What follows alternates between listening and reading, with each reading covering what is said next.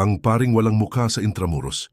Marami ang nagsasabing ang Intramuros, ang makasaysayang lungsod ng Maynila, ay puno ng multo lalo na ang mga biktima ng digmaan at mga paring pinatay noong panahon ng Kastila. Ngunit may isang kwento na hanggang ngayon ay kinatatakutan ng mga gwardiya at turista, ang paring walang mukha.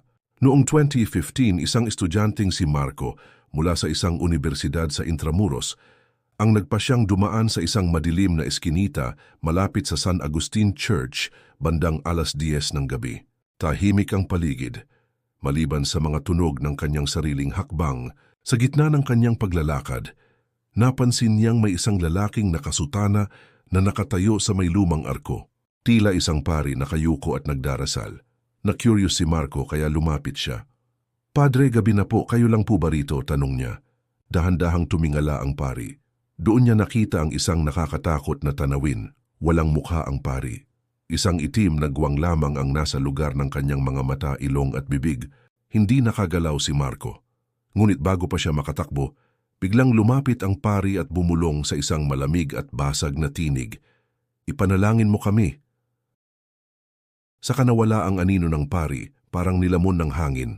Takot na takot si Marco nang makarating siya sa dormitoryo.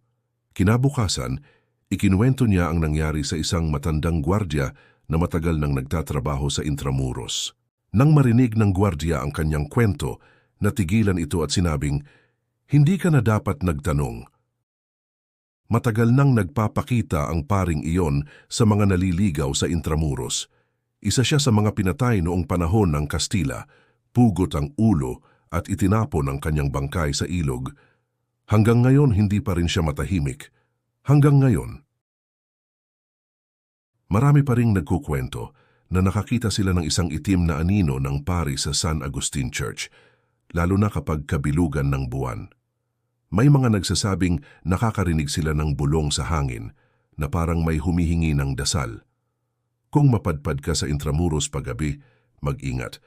Baka ang paring walang mukha ay kasama mo na pala at nakikinig habang naglalakad ka.